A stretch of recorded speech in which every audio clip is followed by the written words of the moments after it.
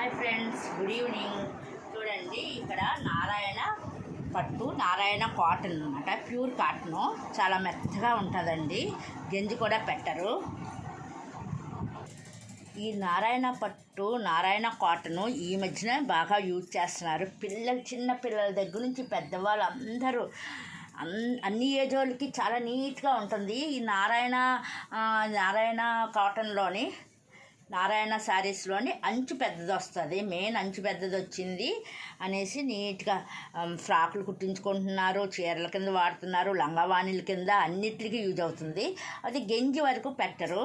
ఒకసారి కట్టిన తర్వాత కొంచెం గంజి ఉంటే స్టిఫ్నెస్ అలవాటు అయిపోయి నేను ఏం చేశానంటే గిన్నెలో కొంచెం గంజి తీసుకుని లిక్విడ్ వేసుకుని, మంచి వాసన వచ్చి లిక్విడ్ వేసుకుని కొంచెం జల్లుతూ ఇస్త్రీ చేసుకున్నాను అన్నమాట.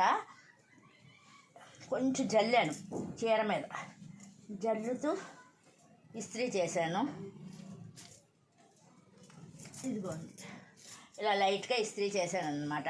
చూస్తున్నారు కదా, సారీ గ్రీన్, చిన్న బార్డర్, గ్రీన్ బార్డరు.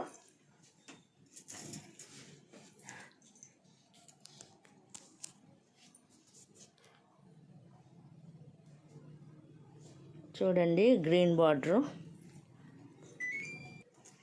దీని మీదకి నేను మిర్రరు బ్లౌజు కుట్టుకున్నాను అనమాట. చాలా నీట్గా ఉంది. ఎందుకంటే ఇక్కడ గ్రీన్ ఇచ్చాడు కదా, ఈ సైడ్ చిన్న డిజైను, అందుకని గ్రీన్ మిర్రరు బ్లౌజ్ తీసుకుని కుట్టాను. ఇట్లా వచ్చిందనమాట.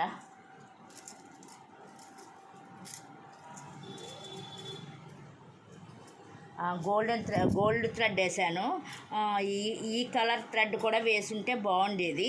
అయితే గోల్డ్ అయితే ఇంకా వేటి మీదకైనా యూజ్ అవుతుంది కదా ఈ బ్లౌజ్ అనేసి ఇచ్చేసాను. చాలా బాగుంది. చిన్న నెక్, ఎక్కువ నెక్ కూడా నేను అంత డీప్ పెట్టను, అలా అని పొట్టి నెక్ కాదు, మామూలుగా ఉంటుంది అన్నమాట.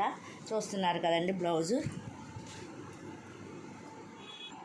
నెక్స్ట్ వీడియోలోని గంజి అంటే దండ మీద ఆరేసుకోకుండా, గంజిని ముంచకుండా గంజి ఎలా పెట్టాలి ఐరన్ చేస్తూ చూపిస్తాను వీడియో.